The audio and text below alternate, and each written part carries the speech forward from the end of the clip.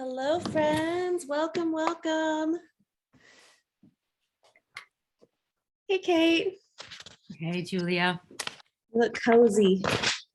I am. It's a fogged over morning here. Ooh, foggy morning? Yeah. Those are my favorites. Bologna some. Hi. Hey, Catherine. Hi. It's just me. It's just me. Anna's in Virginia, as you know. Oh my gosh, that's wonderful. And she's having a great time. She said to say hello to everybody. Great. She had been thinking of trying to kind of join in, but I don't think, she hasn't really got access and that type of thing. But yeah, No worries. she's in good form. Yeah, well, as everybody knows, we do record the group parts of these videos, not the stuff in the private breakout rooms. All of that remains private, but we can send her the video if she wants to keep up. I know you guys are so good about watching the videos if you miss a class. So, oh yeah, I think she'd really love that.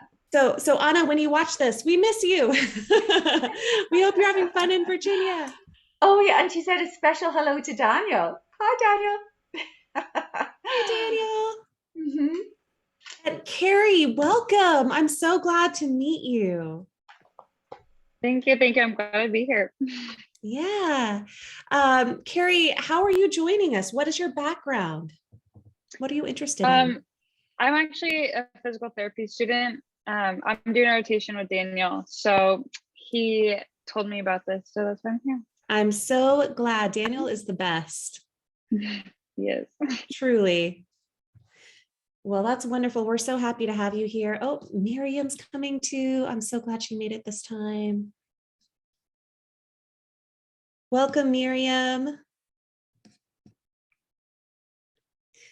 So as everybody gets settled in, we're going to start with our usual little icebreaker game. The question today, and we'll answer this question in the chat box. So go ahead and pull up the chat box. If you hover over the bottom of your screen, you should see that little chat icon. And a box will pop up in the bottom right-hand corner that says type message here. Today, what is one thing we would never guess about you? What is one thing we would never guess about you? And you can type it in the chat box whenever you're ready. We'll give everybody else just a couple more minutes to file in.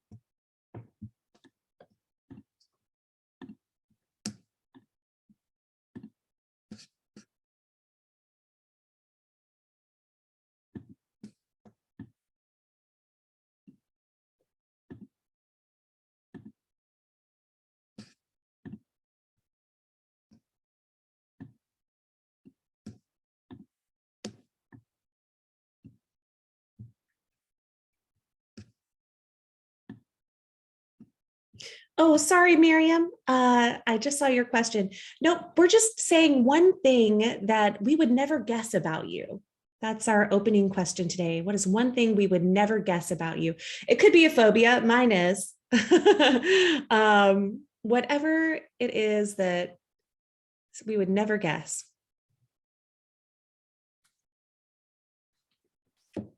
I know this is a hard one. I got all prepared for today's workshop and then asked my husband, what is one thing people would never guess about me? I can't even think of any, can't answer my own question. So take your time.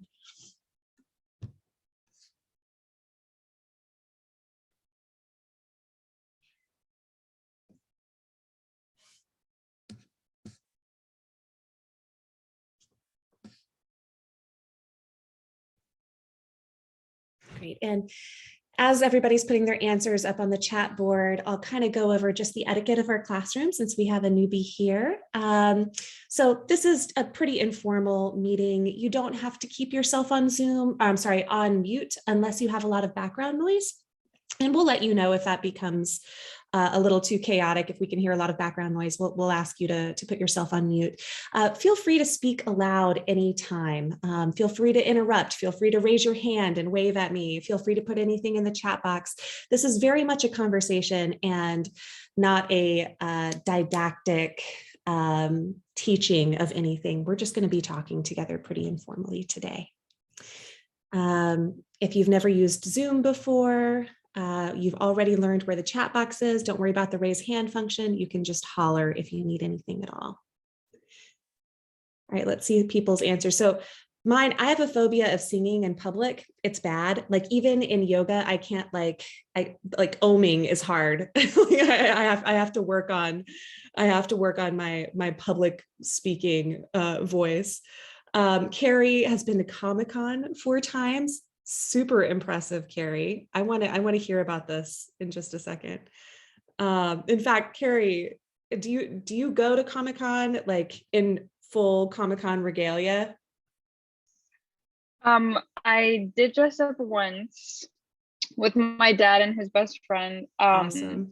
But no, I got embarrassed, so I never did that again. That sounds so much fun. Mm-hmm. My brother would adore you. That's his favorite thing, and he goes dressed to the hilt. That's I love awesome. it. Miriam, oh, that was her question. Catherine played golf for Ireland as a girl. That is really interesting. I never would have guessed that. That's very cool. Kate, I should have been a teacher my whole adult life, but I have terrible stage fright and performance anxiety. To wit, my panic at answering this question. I understand that problem. That is my problem too. Isn't it funny how we lean into the things that scare us? You know, the things that we fear the most, we end up doing. Daniel, I'm not as confident as I appear to be. As with Kate, I'm not a big fan of speaking in public, even though I appear confident. Agree. I've had the pleasure of getting to work with Daniel for a long time, and I consider you a wonderful public speaker, Daniel. That would be one of your strongest traits, I think. Isn't that funny? Miriam, I used to play the Irish harp in public a lot growing up, but then got very nervous of it as I got older and became an adult, trying to be braver. And I have put a few clips of me playing on Twitter. Awesome. That is brave. That's great. I love that it's the Irish harp, traditional music. Very cool. Wonderful. All right, I think that was everybody. Thank you everyone for your responses. I was hoping we could open with this question today because I think it'll set the tone for our workshop. You know, a lot of us here have known each other for a really long time now. And we know deep personal things about each other. We know secrets that probably, close friends might not even know, that have just come out in our writing or have come out in our close reading. And still we don't know each other through and through. We haven't gotten to the bottom of each other yet. So I'm hoping that this question gets us started thinking about how we can encounter each person, whether that person is a patient or a friend or a family member, with fresh eyes every time we see them, whether or not we know them well, to be curious and humble, and to remember that we'll never really know exactly what somebody has lived through in the past. Today we are celebrating Disabled Pride Month. On March 12th, 1990, over 1,000 people, including this little girl, 8-year-old Jennifer Keelan Chaffins, marched from the White House to the US Capitol to demand that Congress pass the Americans with Disabilities Act. Upon arrival, about 60 activists physically demonstrated the inaccessibility of public spaces by getting out of their wheelchairs or setting aside their mobility aids and crawling up the Capitol steps in an act of civil disobedience that later became known as the Capitol Crawl. 104 activists were arrested for unlawful demonstration, many of whom were in their wheelchairs.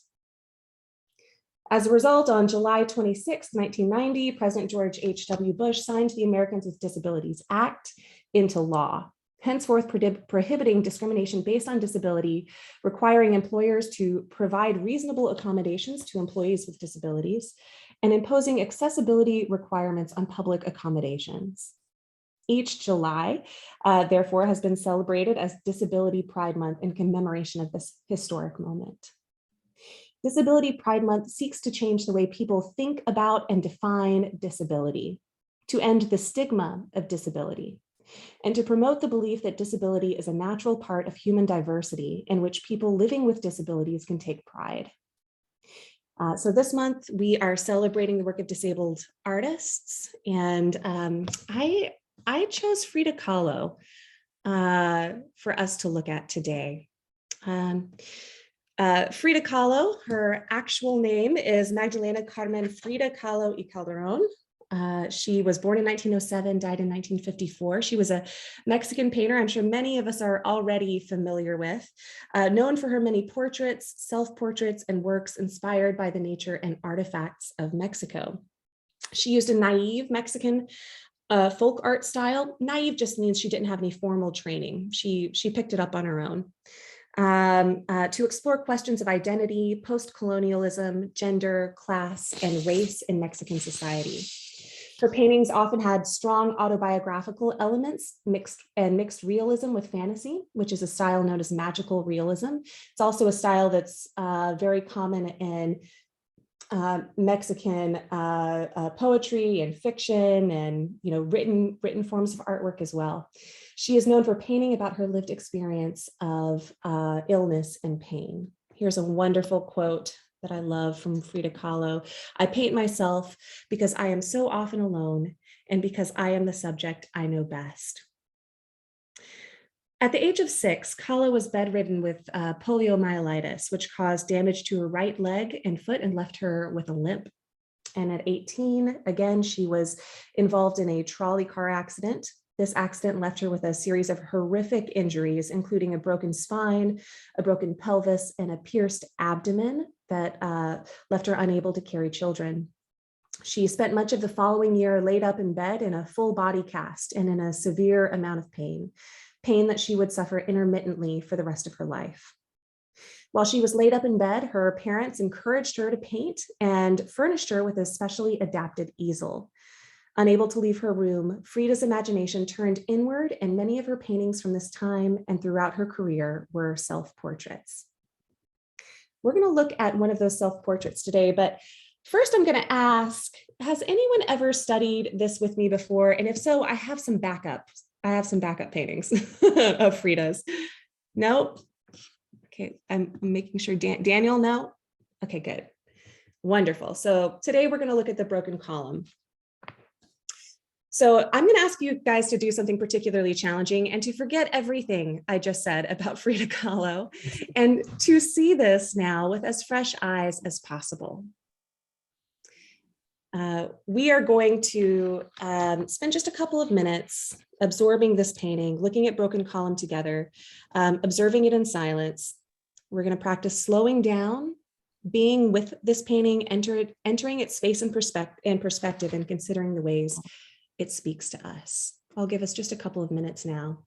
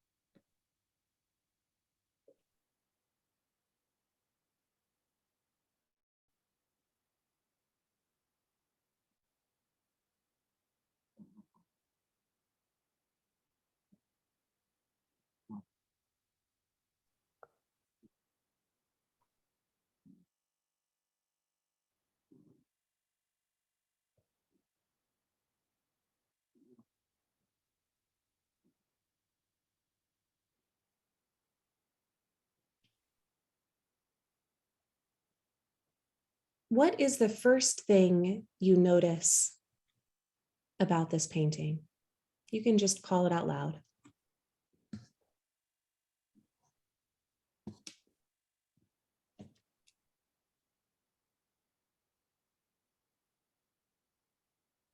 The spinal column and all the nails. You said the spinal column, and I didn't catch that. And all the nails. She The just spinal has so column many, and all the nails. all the nails. What do you notice about the spinal column?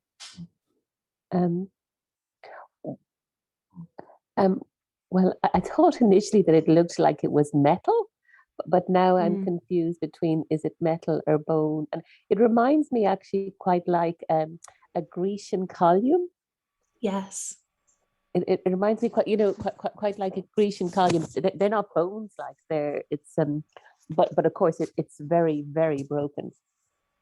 It's very, very broken and broken clearly with bits missing where the break is. You know, where the breaks are, they're not even breaks. There's chips gone and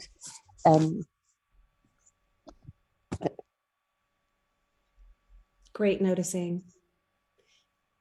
So you asked a question. Oh, go ahead. No, sorry. No, I'll stick by something else you want to. Well, when I saw the nails initially, I thought, gosh, she's in awful pain. But actually, I'm confused by the nails going down the material. Because I was assuming that she was in a lot of pain in her skin and it's going up her face.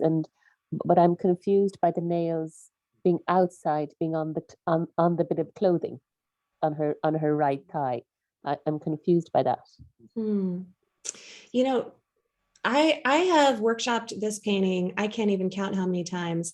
And I have never noticed something that you made me notice, which, well, as you're juxtaposing the nails against the broken column and noticing how just broken the column is, I start to wonder about the function of nails beyond just causing pain. I mean, nails are meant to fix things too, right? To build something. So, and I've never considered that. That is such an interesting idea and might help us as we think about the nails going down the fabric too. Something that is pinning together. Great points about, what is this made of? Is it metal? Is it bone? It looks like a Grecian column, and then where the breaks are not even. What else do you guys notice about the column in the center? Let's keep going.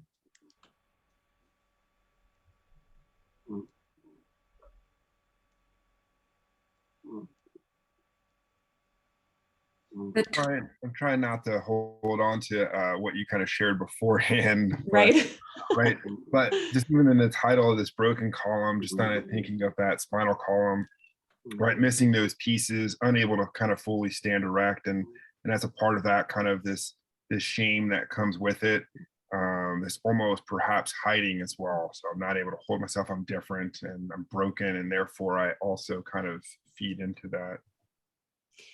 Where do you see hiding? That's a great observation. Just in how, like, if you look around the abdomen, that piece right there it's kind of like it's really loose. And so for me, just kind of getting this idea that they're not able to fully stand. And so that's where it kind of makes me think that they're kind of coming forward, kind of hiding a little bit of themselves. Oh, so maybe she's not just covering nakedness. Maybe she's covering the part of her body that is not able to fully stand. That's really interesting. Does anybody see a different, does anybody see how this subject might be hiding or might not be hiding?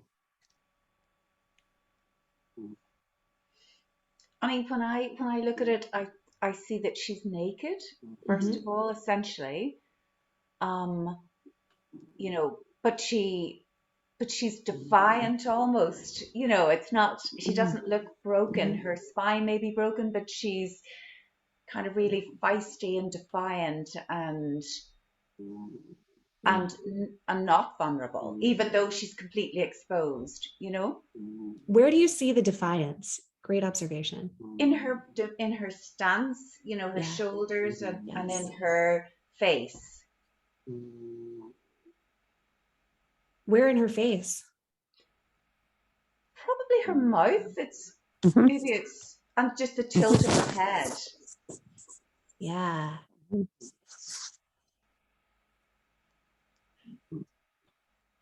Great. Does anybody see something other than defiance in her expression? Oh, I also feel she looks proud. I wrote that down. Yeah, I agree. The white marks on her face could be tears. It's interesting that they're white and that they, the same color as the straps and the white Ooh. cloth. I don't know that that contradicts defiance, but unless know- there can be a defiance in not hiding Yeah. the anguish that she's feeling. There's also the top of that column makes it look architectural. That looks more not like the spinal column we all have inside us, but like something you see in a building, in which case it's supporting her head and that expression of defiance.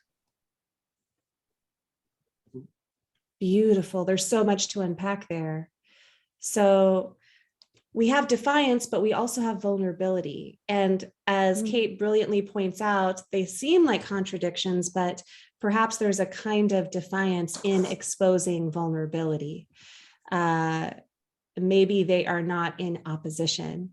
We have the tears and we have the pride at once, just like we have the hiding that Daniel noticed of the lower half of the body juxtaposed against the bare breasts and nakedness of the upper part of the body. That suggests also that this defiance and exposure coexist seamlessly in this woman. And I love the point about the column kind of functioning as a way to hold her head up, a way to keep her proud.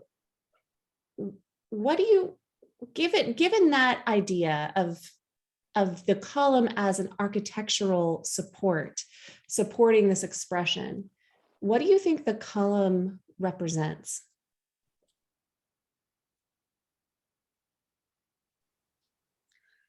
I'm not sure exactly how to answer that, but the broken parts of the column seem to me to replicate the broken parts of the geography behind her, the dark, like the split in her body that the column occupies, that darkness, the shape of it and the intensity of the darkness is the same as the intensity and darkness of the breaks in the geographical terrain behind her. And when I first looked at the painting, that seemed also to be replicated in the dark areas of the white cloth around her hips. So that's got me thinking about whether that white cloth is hiding something, or if the white cloth is part of the defiance, that she is, in a sense, she's not defined by just the ruptures and the pain that is easily maybe visible to other people, but that there's something private, basically. We speak of the private areas of the body, but that there are other aspects of her that are private, not necessarily hidden, but that are not just available for public consumption. Oh, look at that injured person, look at that broken person. That maybe is part of where the strength comes from. Beautifully said, Kate. I love that. The first time we workshopped this painting, my colleague Lysanthia was boldly doing a close reading with a group of 150 people at a conference. And so she was very nervous. And she brought this painting up, and the very first comment that somebody stood up and said, which we were really grateful for because it started a great conversation, but it was a comment that we weren't prepared to answer, and one that I think you addressed beautifully, which is, so much of, our love of Frida Kahlo centers around a fetishization of pain, a fetishization of her exposure and her nakedness, and almost like we enjoy looking at another's pain on some deep level that maybe is unconscious for most of us, but is undeniable. And you have noticed that even within this vulnerability, there is a space that remains hidden, that remains private, that remains hers, not available for consumption. I love that reading of it. I wish we'd had you there when we were fielding answers with the large group. Very beautifully said. Thank you. You bring up a great point too about, were you going to say something, Miriam? Nope. Okay. Great point about the how the crags and the darkness that center around the broken column match in a way the crags and the brokenness of the landscape. I'd love to keep going with that. What do you guys think is the landscape in the background? What is it? What kind of a landscape is it?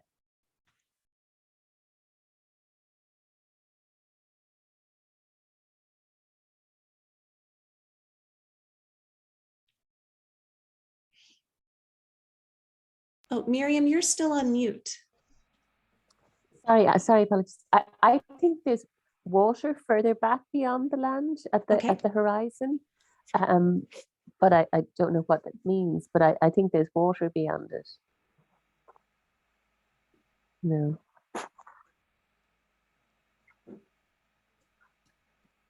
Yep, I can see that. There's some waves. Yeah, I think so too. Does anybody see something different? I mean, in the foreground, it looks really barren and rocky. Okay. So in the foreground, oh, go ahead. Well, if there's a parallel among all the crags represented in this painting, the ones inside her body in the spinal column and in that flesh wound that reveals the spinal column, and in the fabric, and in the geographic setting, then to me, that speaks of an interconnectedness between her personal physical suffering and some kind of experience of pain or suffering that is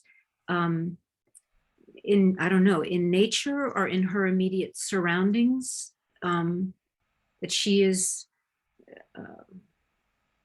carrying that pain or emblematic of that pain, or I don't know. And then the water, that those white tears coming from her eyes, that whiteness is also maybe in the water, that is that body of water behind her. I don't know what any of that means, but there you have it. Great observations.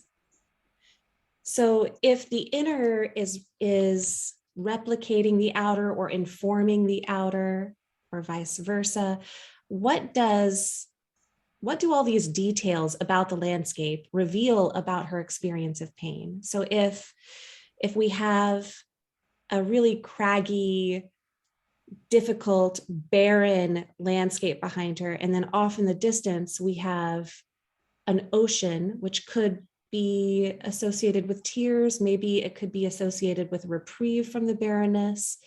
What does that tell us about her personal, unique experience of pain?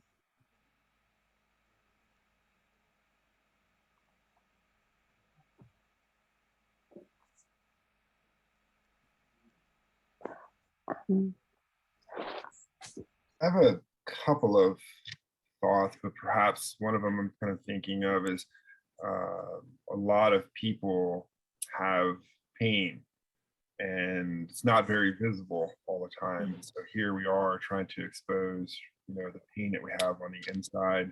That's not right. It's not apparent to everybody. It's like you look normal, right? For a lot of people that I work with. Thinking about like those straps kind of holding her together, you thinking about whether that's our environment, the support of others kind of holding us together. But at the same time, all of that background really reflecting on what she's experiencing, how tough it is for her to kind of experience most of her days. Right? We don't get to see it. Perhaps maybe if I'm in the picture, things might be a little bit flatter, a little bit smoother, right? It's easier for me to navigate the world. And because of this, it's replicated. What's on the inside is her outside. Yeah. Yeah, like what might be for us a smooth walkway toward a beach might be a very difficult terrain for somebody else.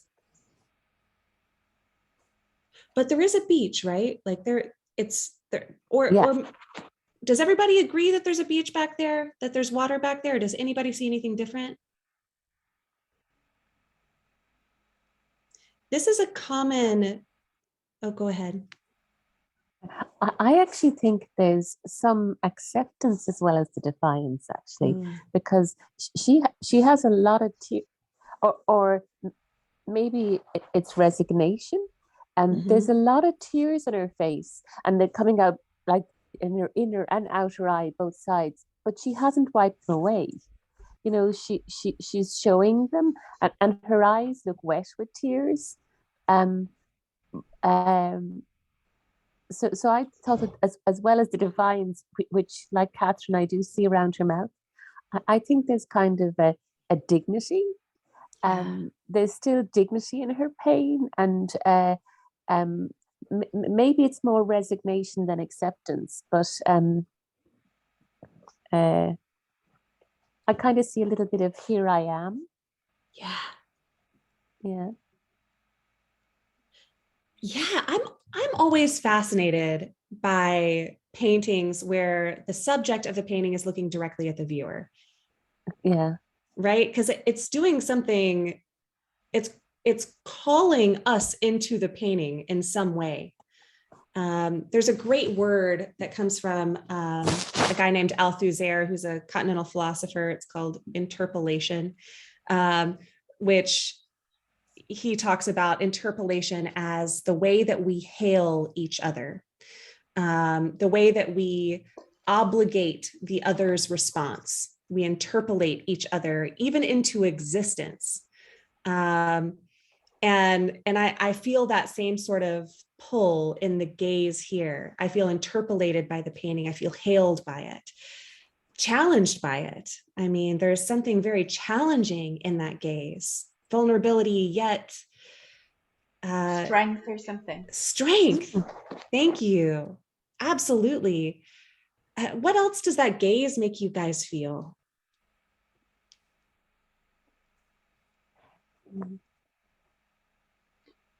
It's almost like she's, oh, sorry. You go, Catherine, go first. Oh, yeah, it's almost like she's asking us to look into our own, to confront our own bias, maybe, or preconceptions or prejudice, maybe. Yes, love it. How do you see? So I agree with you. I'm curious where you see the implicit bias or prejudice that she's confronting us to navigate. Where do you, how do you see our prejudice in the painting, or a challenge to our prejudice in the painting? Can you say that again, Julia? Prejudice about what? Yeah, so it's a tricky question to ask, to verbalize, I mean. Catherine said something really smart just now. She said that that gaze is challenging us to negotiate our bias, our prejudice. And I agree. And I'm wondering where you guys see in the painting that bias or prejudice waiting for us to make those judgment calls. how would we be biased or prejudiced toward this painting might be a better way to ask it. Does that make sense? I think, I mean, like anything, the first thing we look at is the brace, the broken column. If I think about oceans, I think about how powerful and beautiful, how wide, how deep, we can't see it all. So I feel like, yeah, like the gaze in her eyes is almost pointing towards what's deeper and what's more beautiful about her than just what we're staring at and what's first to catch our eye. So I definitely feel like those eyes are trying to get at she's more than the brace around her, the yeah, the column. I mean, her hair is still pretty, her skin is still beautifully painted, so obviously certain things like that have more meaning than just the white brace or the broken columns or the broken surface behind her. Brilliant, Carrie. That was wonderful. The prejudice, the bias that we're being asked to renegotiate here is one of that. It's the first question that we opened with, right? What is the first thing you notice? And we lean toward obvious, the obvious things that seem out of place. And Carrie's pointing us back to this gaze as something that is deeper than all of that, something that is deeper than the straps, deeper than the brokenness, deeper than the nails, something that is like that ocean behind it, so much more expansive than disability or injury. I love that. That's beautiful. I wonder if she's also showing what hidden disabilities are like, because if we hadn't known her backstory, that you kind of say we had known backstory, she's actually standing very straight, so if she was actually clothed rather than showing her disability, we wouldn't know. Yeah, we wouldn't know. And so I actually was seeing this as hidden disabilities. Yeah.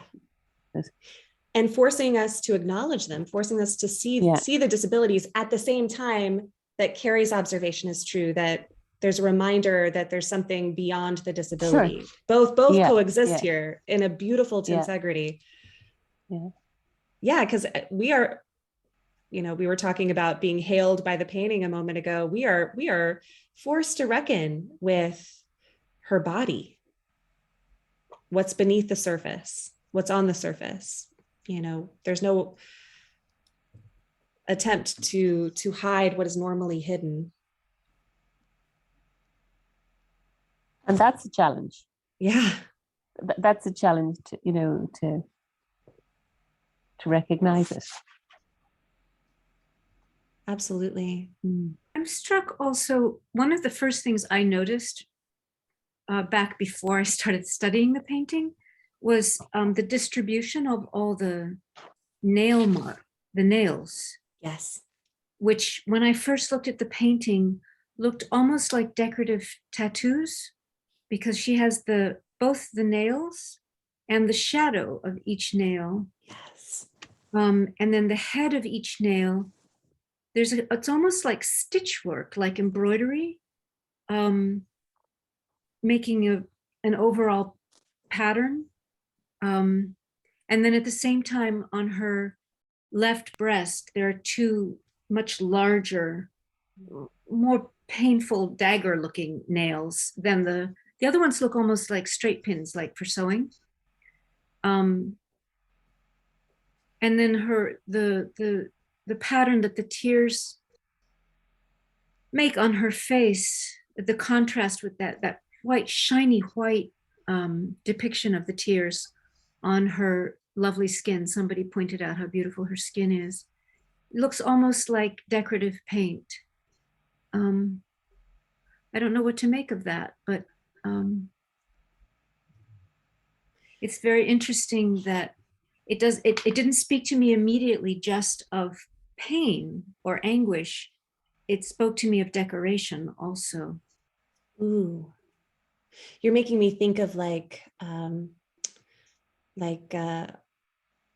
what do you call it? Like battle makeup, like the kind of, Exactly. Ceremonial makeup. yes. And I think the stitching of the nails just furthers our bunny trail of an idea about how nails might also hold together. Pain might also hold together. And you bring up two other great points that I want us to dive into. First, the shadows of the nails, which that brings up the issue of time, right? With shadows, the sun is moving across the sky. We have time introduced to this painting. And secondly, the largest nails are over her heart. So let's take the first one. What time is it in this painting? What can we tell about time? Go for it.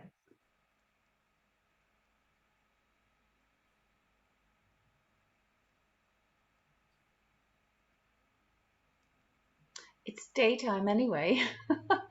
And the shadow is almost perpendicular. So I don't know whether that means it's midday or I don't know. Yeah, so if it were well, let's think about it. My geometry is not my strong suit. So if we have a sun shining down on us, which direction is our shadow going to go? There's no shadow if it's directly above us. Okay. It's Okay, only so a shadow if it's to left or to right. So it's this is either late afternoon or mid-morning. okay. So start or end of day-ish. Mm. Are all the shadows moving the same direction? Yeah. So it looks like the sun's coming from her right, maybe. From her right. Yes, yeah, yeah. So maybe she's turned her face a bit toward the sun too? Slightly, yeah. Huh, okay.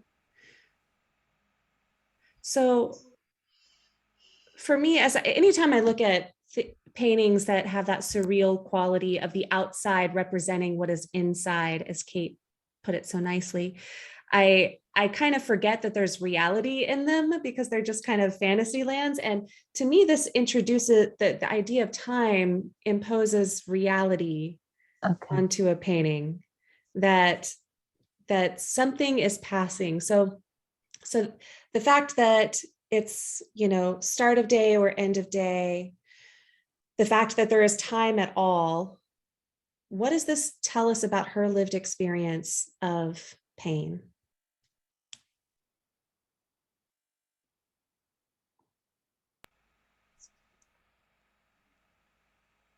That it's real. Mm-hmm.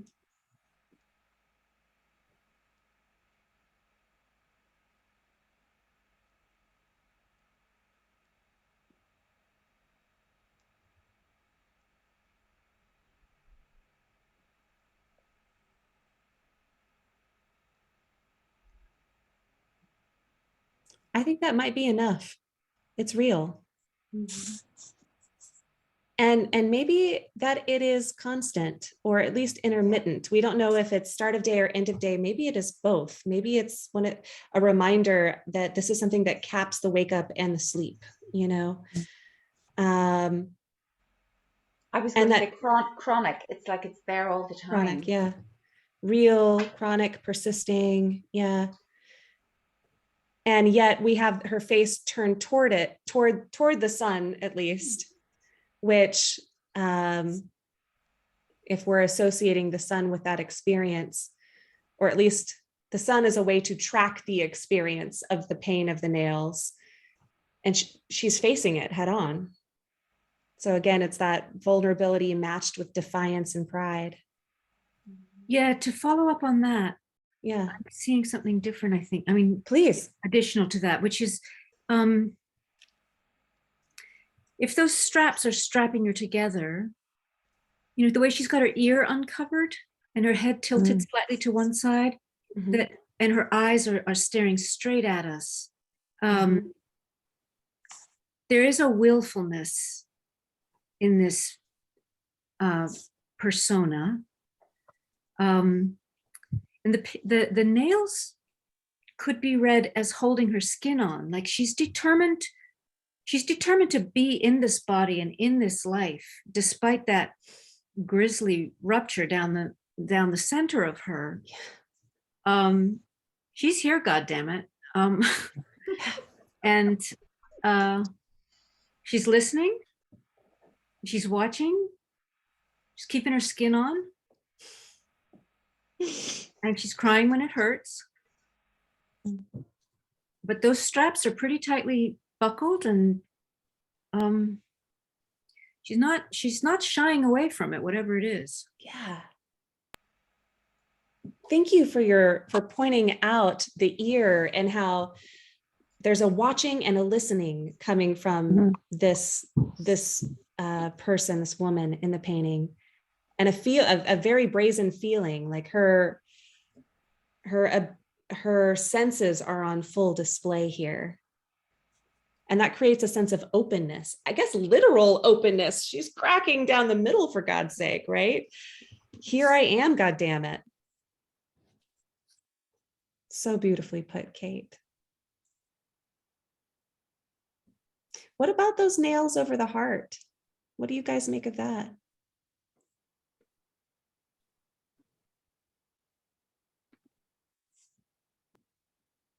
I'm just going to say one more thing. There's Please. the obvious thing that none of us has said. Yeah. That, but you know, nails and bodies. She's from a Catholic culture, and I'm just thinking of the obvious connection to Christ on the cross. Again, I'm just noticing. I don't know what to make of it, but yeah, I think that's a great point. It makes that column and the straps that go across it almost look like a crucifixion, at the same time that it looks like a support. Again, we have these seeming contradictions coexisting.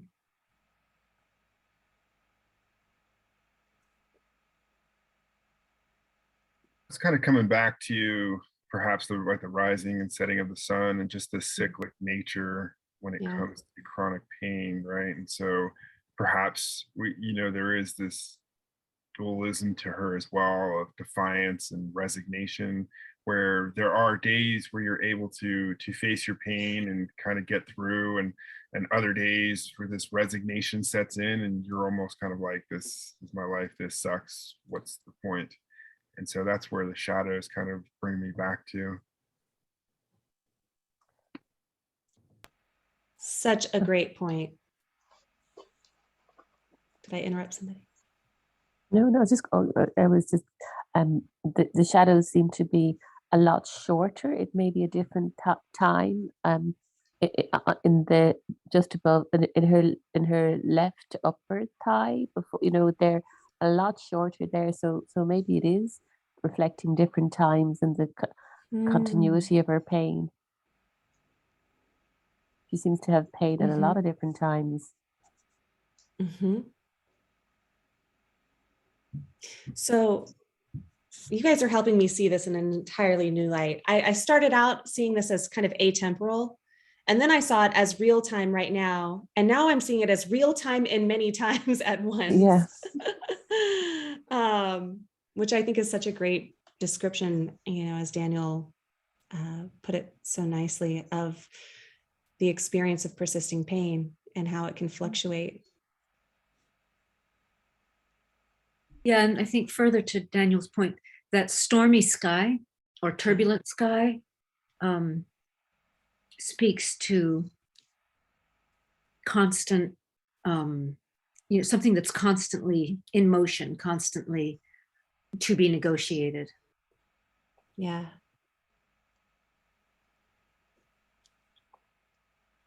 Yes, agree.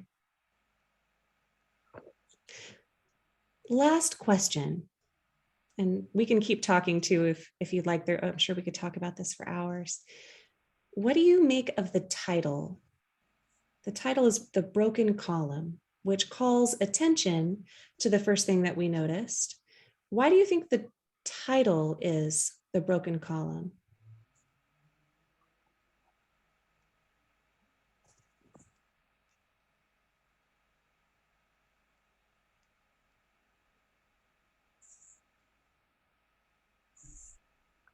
Let's take it And- one word. Oh, go Oh, ahead. sorry. Just when you think of columns, like in Europe or in school or your spine in general, it's the biggest support system to any structure. And so I feel like if the spine's broken, if the columns of a building are broken, there's no stability or no support. So I feel like that's just if her main thing is broken, then what support is keeping her up and going? Let's answer that question together. It's such a good one. What is keeping her standing if this column is broken? Her spirit. Okay. Determination. Determination, yeah. What else?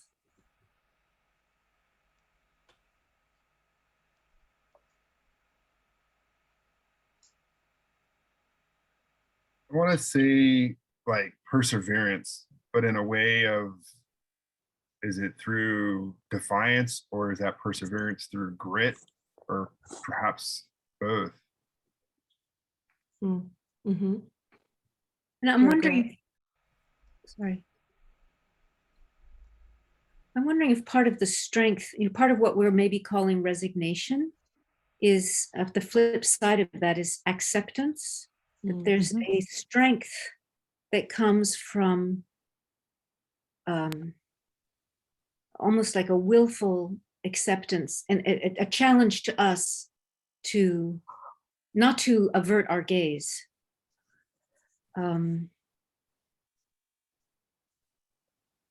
Yeah. Great. What else literally in this painting is keeping her standing? Or I shouldn't say standing. What is keeping her together?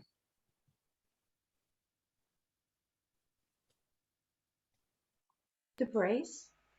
The brace. Great. So support. The nails, if they're keeping her skin on. Maybe if maybe pain itself and the nails are keeping her skin on. That's so well put. I also see a kind of, tedious is not the right word, but a fragile balance in the column itself. Like it's almost fleeting. Like let's just pray it stays this way, like a Jenga tower. It's like it's precarious. Precarious. That's the word I was looking for. Yeah. Like it's almost like it's teetering, isn't Yeah. it? Yes. Yeah. A precarious kind of balance that's working, at least in this moment. In that moment. And it's almost as if she moves an inch, it could all come crumbling down. Yes. I was just going to say, I think the fact that this is an autobiographical painting also figures in. This is different from that painting we looked at a few months ago, the one about the woman in the field, and we saw her only from behind. From behind. Yeah, this, and that was painted by someone else about that woman. I'm so glad you brought this up. This person is painting a picture of herself. So what is she saying? There's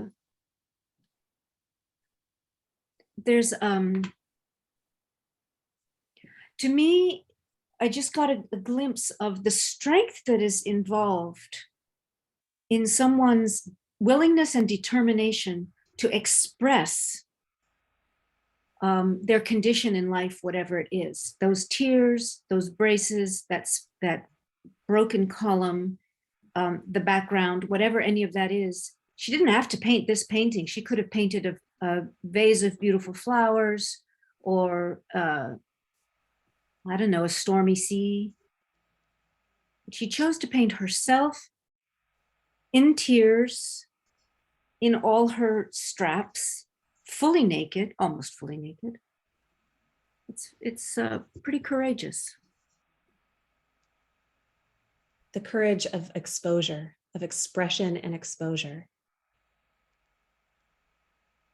So nicely put. And I think she's also really challenging any shame that people with disabilities might feel. You know, there's something about it's funny to use the word shameless, but because it kind of gives the impression of that somebody's shameless who, oh, they have no shame, that they should be more something or other. But and I don't mean it in that way, but I think she's just it's pride in her own beauty of mind and spirit and body, and the depth that I think Carrie suggested, that she alluded to, that there's so much more. And even the title, you know, it challenges us to see beyond the broken column and see the what's all that depth and beauty, because she's extraordinarily beautiful. Absolutely. And I love how you turned back to Carrie's brilliant comment that despite the broken column, despite that being the first thing that our eyes pull toward, despite that being the title of the painting, we notice that there's something deeper than the braces and the nails and the brokenness of this column. We're seeing that strength and the willfulness, the defiance even, that goes so much deeper than that. I love that you mentioned too the chat that this it not just challenges our ideas of, you know, disability and, you know, where it's how we see disability as usually a surface level thing that we can easily identify, but also challenging the shame and the stigma around it too. Absolutely. Yeah. And I think, you know, that is probably something that we all have somewhere deep down, like a bias and an unconscious kind of bias that we don't really want to think about, but perhaps we all really should, or you know. Yeah, thank you so much for bringing up that question of our own implicit bias, our own implicit prejudices as we look at this. Possibly, I mean, you know, I think disability is just, it's such a, you know, it's such a personal thing. You know, it's such a personal, like I know, for example, when my mom fell and broke her hip and her shoulder, and the change in her whole, maybe this is, you know, I'm moving away slightly from the subject, but like the change in her, it was a life-changing thing. And her dignity was you know, I could sense that she had lost some dignity, and that there was a shame in not being able to do what she was able to do before, you know, what people might expect. And I think there is shame associated with disability for the sufferer, and that, you know, potentially anyway.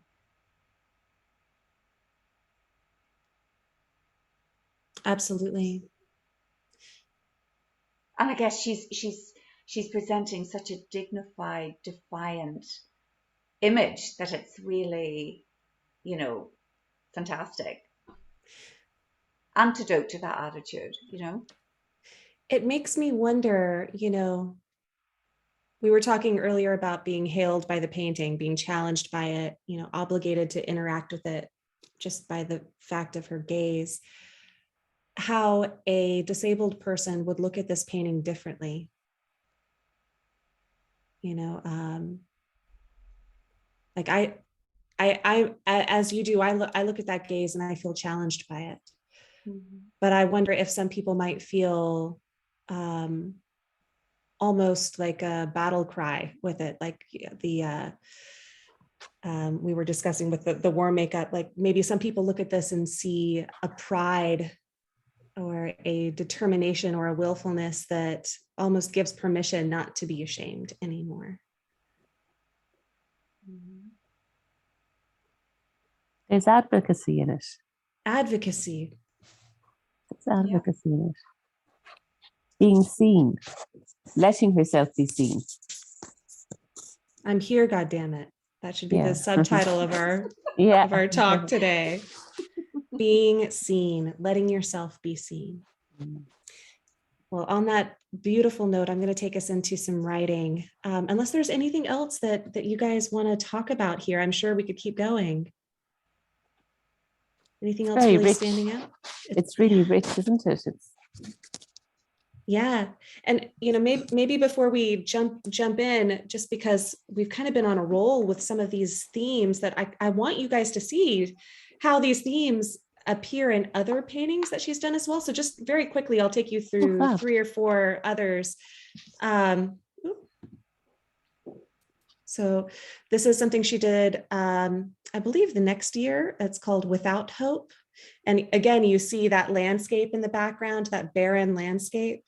We see a duality with the sun and the moon. We see the inside, what should be inside, become outside, literal innards or things that would be consumed. Very similar themes happening here. The same white tears coming down the face. So these become keystones in a lot of her later paintings. This is the Tree of Hope, which I love that it comes after the hopelessness of the previous painting. Not only Tree of Hope, but Remain Strong. Again, we have a duality. We have pride and vulnerability juxtaposed. We have the sun and the moon and the cragged, barren landscape in the background. And the wounded deer, again, a kind of beach in a background. And I've had some debates with people about whether that's lightning over the water or if it's a veil of vines coming down from the trees, but something is happening in that background that's different than the foreground. We have that gaze right at us, the viewers. Even as the wounds are bleeding, there's a kind of pride in that face.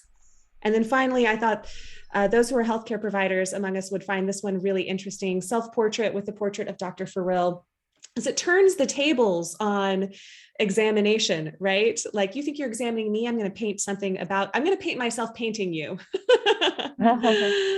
So she is now looking at her doctor and painting him, not just with paint, but with her own heart, with the blood of her own heart. This is a doctor she loved and credited with saving her life. So just a quick tour of some of Frida Kahlo's paintings. There's so much more out there to check out. But I'll go back now. Let's do a little bit of writing together. I'd love to have everybody pull out a sheet of paper. And Carrie, just so you know, we're just going to free write for 5 minutes. I'll let you know when to begin. I'm going to give you a prompt, and you can write to the prompt. It doesn't have to be something that we've talked about in class. It can be anything that comes to mind for you. I encourage you not to try to write well. In fact, I encourage you to write badly. Just get stuff on the page. Surprise yourself by what you already know.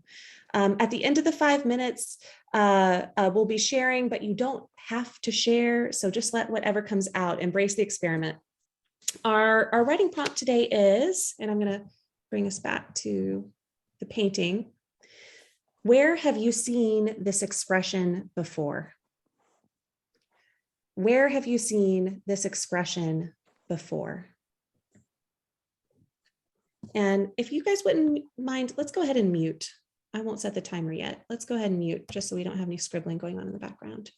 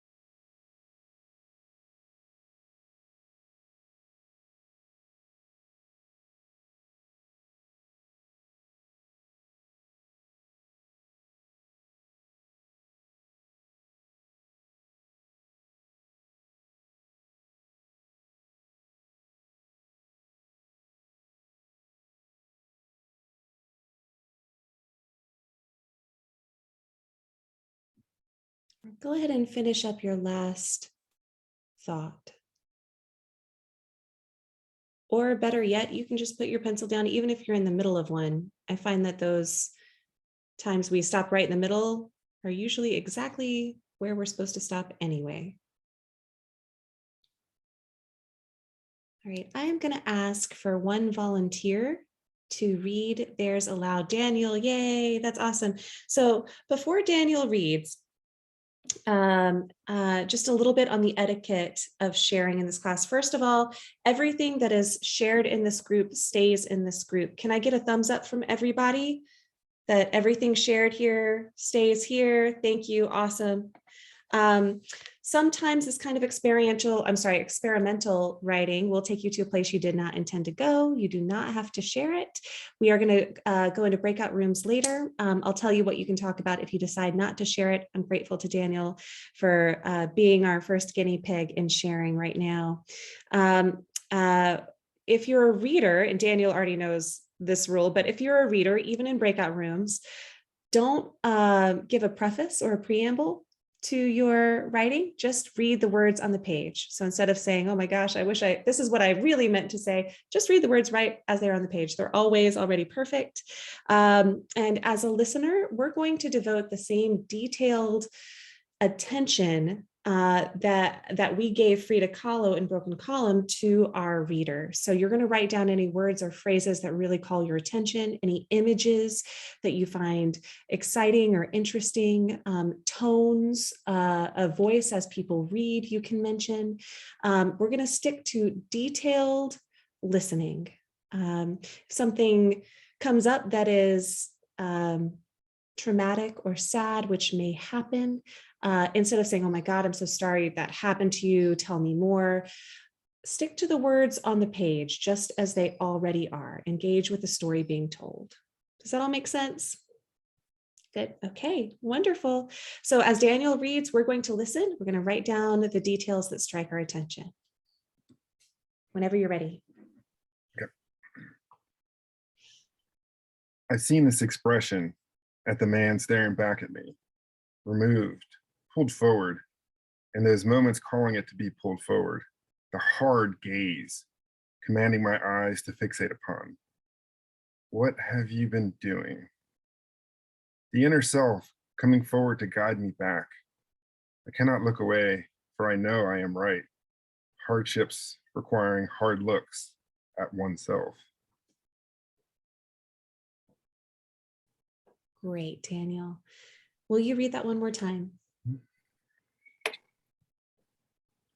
I've seen this expression at the man staring back at me, removed, pulled forward, in those moments calling it to be pulled forward, the hard gaze, commanding my eyes to fixate upon.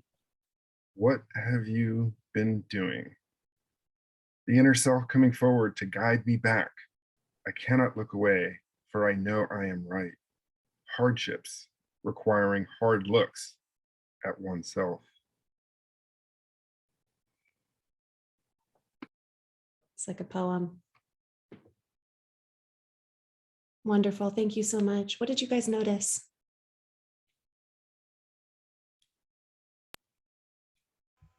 Thank you, Daniel. I felt that I don't know where I was, where you were, but I felt right there in the presence of this happening event between the you and the observer. And I was particularly struck by the variations on the word hard. The hard gaze was repeated twice, and then the word hardships requiring hard looks at oneself. To me, that was like a pebble that sent out all these ripples that had me thinking of other meanings of what does hard mean? Difficulty and challenge, pain, something that's unyielding, something that's unendurable. So you just, in such a short number of lines, you created such a rich experience of what it's like to be in the presence of somebody contending with hardship. Thank you so much.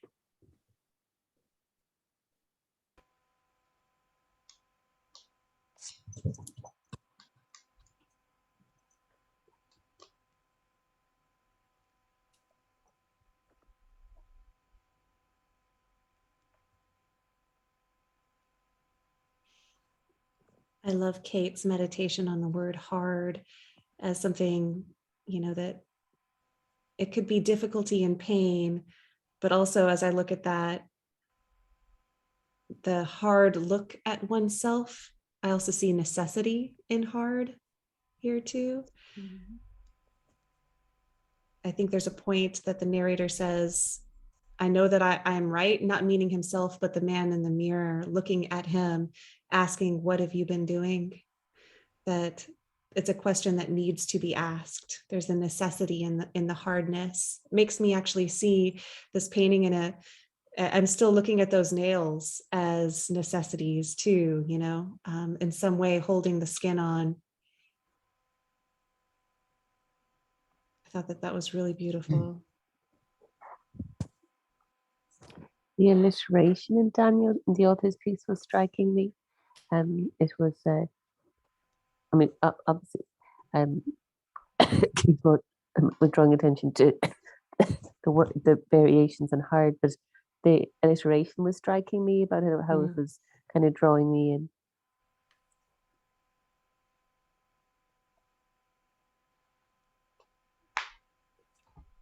Where did you see the alliteration? In the hards? Yes, the repetition of the H sounds. Yes. Yeah. Yeah.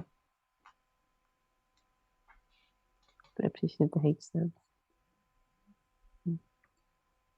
Yeah, that is interesting, that there's a rhythm to this. It almost pulls you in the same way that the man in the mirror pulls you forward in the actual reflection. Like it pulls us in too, to feel that rhythm.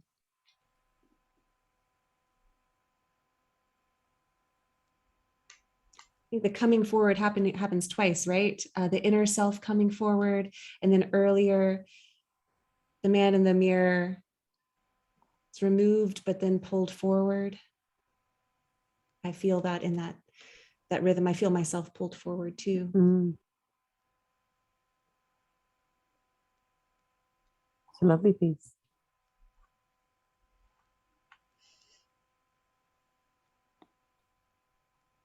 Lovely piece. What else? What else did you guys notice here?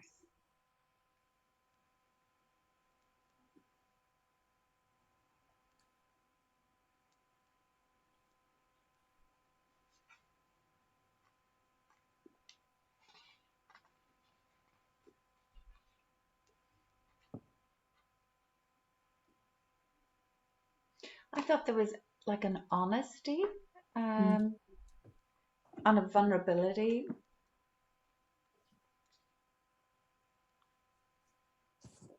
But yet the strength to address all those things,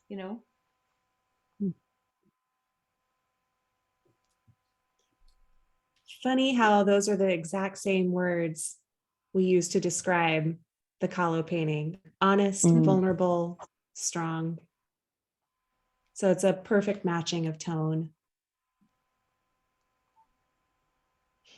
And Carrie, I know we haven't really talked much about narrative medicine so far, but that's what we've been doing this whole time. So I guess it doesn't need much explanation, but one of the tenets of narrative medicine is that as we study a painting or an artwork or a poem, and then we write, naturally we are writing in what we call in the shadow of whatever discussion we've just had. So it's kind of like a cross-pollination of stories. We let our stories rub up against the stories of others and the close readings of others and the artwork of an artist, and suddenly we find that the stories we thought we had in us that were stable and same actually have space to unfurl in different directions now too. So we find ourselves often in these writing sections not mimicking but elaborating on the themes that we've been exploring together in discussion, which is a really cool cool phenomenon, I think. Does anybody have any last thoughts on Daniel's gorgeous poem, story, reflection?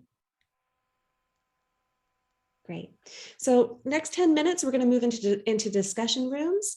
Daniel, whichever room you end up in, you can just reflect back to people instead of sharing your story again.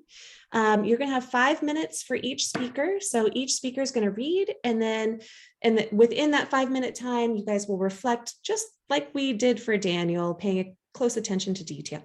I'm going to randomly assign these rooms right now. Any questions before we go into breakout rooms? Okay, I'll let you know when that 5 minutes is up. And if you have a question, just pop it in the chat box. I'm here for you.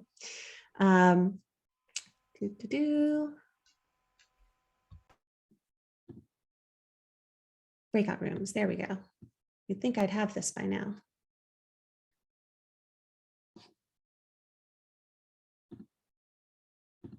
Okay. All right, rooms are open. Oh, close all rooms, don't go there. Daniel ended up in a room with one other person.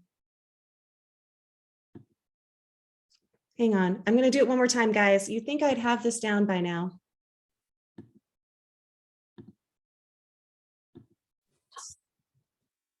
Recreate, sign manually.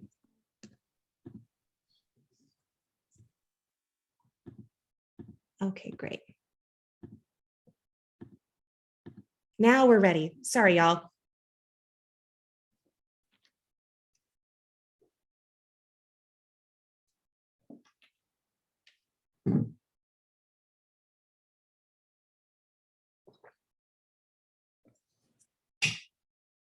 Set timer for 5 minutes. 5 minutes, starting now.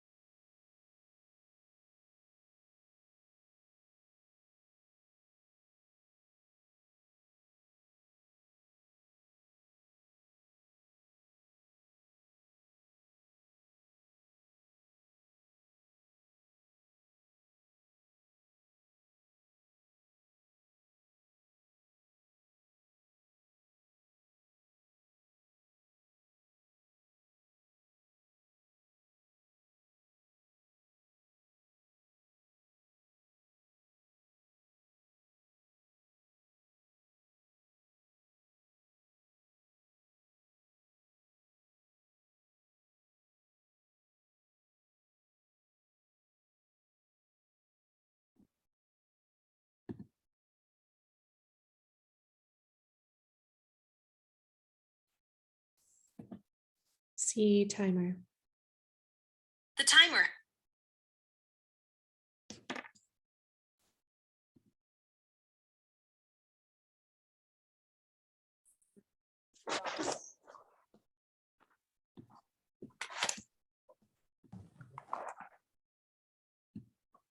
Hey guys, we'll wait for Yeah. the other room to get back and join us.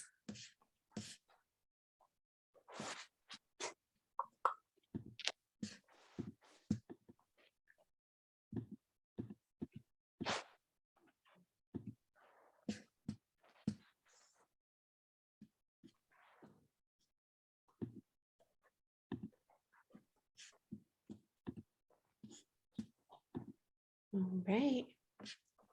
Oh, that's everybody.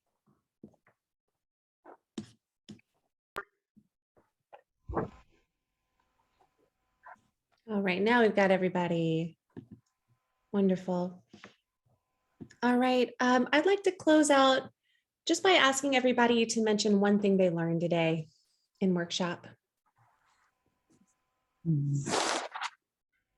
You can just say it out loud whenever you're ready. I think being like this one being my first time, actually, Daniel and Catherine said it right before it ended, but like learning how even through art with new people and patients, and when I graduate and have my own patients, being able to sit there in quiet and actually just observe them through their eyes, their actions, their words. I think a lot of times, like, I want to ask them questions after questions to get answers out, but sometimes it's just sitting there and observing and watching and looking. You can learn a lot about somebody. Oh, I love that, Carrie. Kind of like how the subject of Kahlo's painting was kind of observing us back. I love, one thing that I learned was, the how the painting is listening to. Kate pointed out that ear center stage. It's almost a reminder to us to do the same, to look and to listen and to slow down and to be with and not worry so much about the questions. Beautifully said. Thank you so much. I'm so glad you joined us today, Carrie.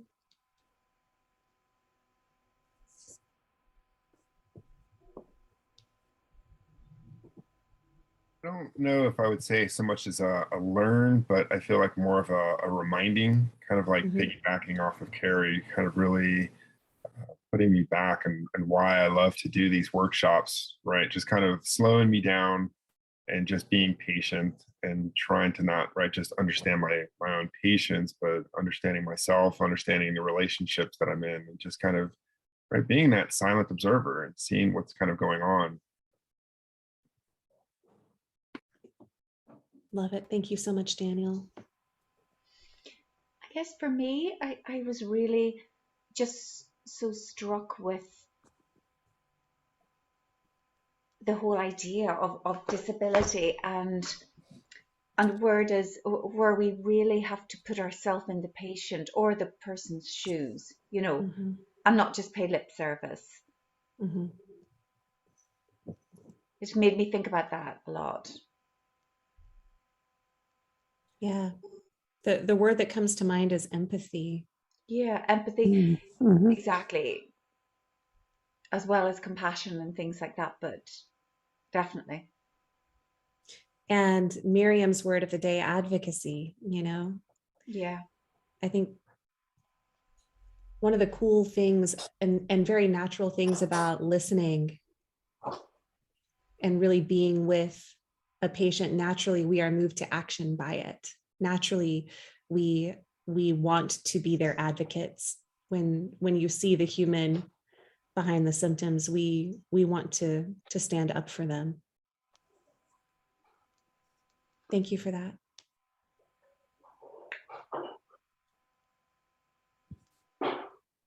I learned a lot from listening to other people's perspectives. I found that, and it was a great reminder when you were explaining about in the shadows. Yeah, I like that. I found it very helpful. Great. Thank you so much. Thank you. I learned a lot from the breakout room from working with Miriam, who had a very brief, but for me, a very potent piece of writing. Just a reminder of how much happens in an interaction between two people that is extraneous to the words they might exchange, and how much attention to another human being, how important that can be, how much can be communicated between two people if the person listening and witnessing is really paying attention. As we are practicing doing with all these works of art that you show us, Julia. Thank you, Kay. I love that. Communication through attention. I think that's going to be our new subtitle for our website, communication through attention. I love that. Thank you guys so much for joining us again for another wonderful month. We'll do it again next month. Carrie, I hope you come back and join us again. We'd love to have you. Stick around if you want to talk. Otherwise, I'll see you guys in about a month's time. Thank you for telling your friends and bringing new awesome people like Carrie. Alia's got another group going on tonight, so show up for round 2 if you want to do it again. Otherwise, I'll see y'all. Thanks, everybody. Thank you so Thanks, much, Emma. Julia. Thank you so Thanks, much. everyone. Thank you. Bye-bye. Thanks. Thank you. See you next time. Bye, y'all. Next time. Bye. I'd love to stay, but I have to go. No worries, Catherine. Yeah, but how are you? How are you? And how's the bump? Wonderful. Oh, she's bumping. She's Good. bumping. I'd actually can't show see you, but you're gone. Oh my gosh. Did I turn off my video? Oh, Yeah. I thought this whole time my video was back on. No, that's good. That's good. Oh, thank you. And yeah, so the bump is bumping away. Good, Bump good. is bumping. I'm like, is it possible to get bigger? I guess it's gonna have to happen, but Oh, that's great. You look fabulous anyway. thank Glowing. you. Thank you so much. I really appreciate that. Yeah. We're excited. Yeah, absolutely. We're excited too, aren't we, Daniel? Yeah, absolutely, yeah. So look, the good news is that Anna's having a really good time in Great. Yogaville in Virginia. And I'm so happy. yeah. I And can't it's wait to great. hear. I'm delighted for her, because I guess all year was kind of building towards this, and Yes. she's kind of gone from 0 to 90, like as in, not being anywhere and then going all out by herself, and it's such an adventure. So it's great. Wonderful. Good for her. I love it. I can't wait to hear all about it. Yeah. Well, you'll She's see at the living my end of it. dream. Yeah. in the next workshop in August, and as I say, she specifically said, "Oh, say hi to everybody," and especially if good. Daniel is there. A big shout out for Daniel. Good. Yeah, I love it. I better go now because what, Daniel? No, I was saying, yeah, if you talk to her, please. Yeah, I she's will. Excited for her. That is an awesome experience that she has. Yeah, it's great. It's great. Well, look, great to see you. That was amazing. I really enjoyed that, as always, Me Julia. too. Me too. All right. We'll see you soon, Catherine. See you soon. Bye. Bye. Hey, you. Hey, Julia. How you doing? Good. I was going to ask you if I should probably touch up on that for tomorrow. I wanted to revise my ending. If you want to, there's no obligation. I think it's a great, we already have so much to talk about here. Let me stop our record. I just realized I'm still recording. Hang on one second. Stop it. Nope. Stop share. How do I stop? Oh, there it is. Okay. Stop recording.